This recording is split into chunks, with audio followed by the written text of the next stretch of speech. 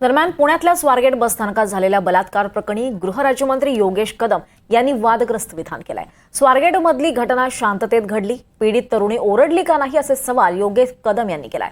योगेश कदम यांच्या या वक्तव्यावर विरोधक आक्रमक झालेत। योगेश कदम यांचं वक्तव्य बेजबाबदार आणि असंवेदनशील असल्याची टीका ठाकरे गटाने केली आहे। कदम यांच्या वक्तव्याचे आता तीव्र पडसाद राजकीय वर्तुळात पडू लागलेत।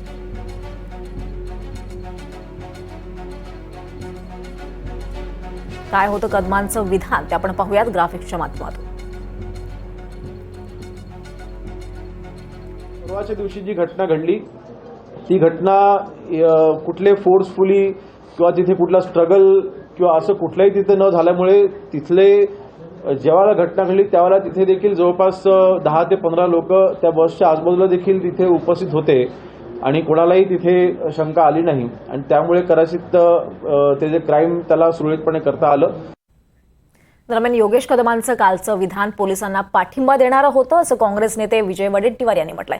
तर योगेश कदमांचं वक्तव्य अपरिपक्वतेचं, मंत्र्यांनी असंवेदनशील वक्तव्य केलं असं शरद पवार गटाचे खासदार अमोल कोल्हे यांनी म्हटलंय।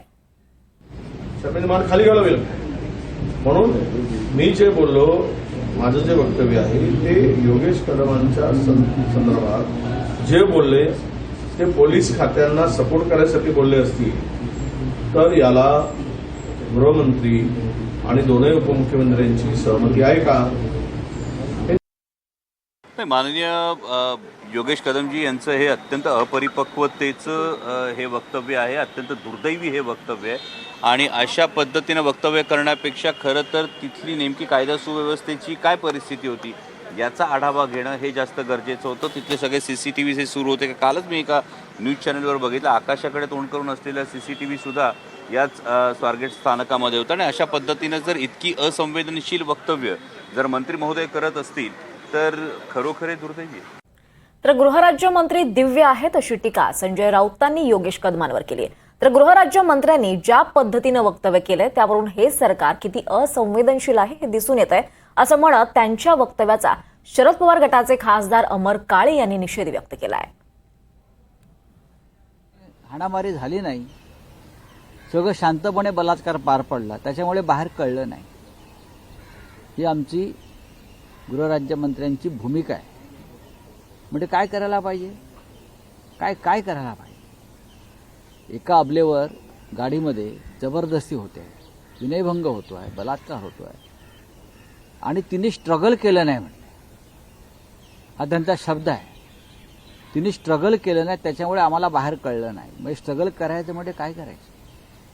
तिचा गळा दाबलाय, तिचा घसा दाबलाय, तिचं तोंड दाबलाय, तिच्यावर जबरदस्ती होते।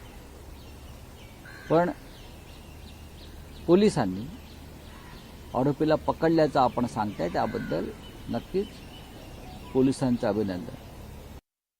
नाही, मला असं वाटतं गृहराज्यमंत्री कदम साहेबांनी जे त्यांनी वक्तव्य केलं त्याचा मला वाटतं दुरुस्त करण्यात आलेला आहे, ते चुकीच्या पद्धतीने घेण्यात आलेलं आहे। मला असं वाटत नाही की त्या प्रकारचं कोणतंही वक्तव्य त्यांनी केलं असणार।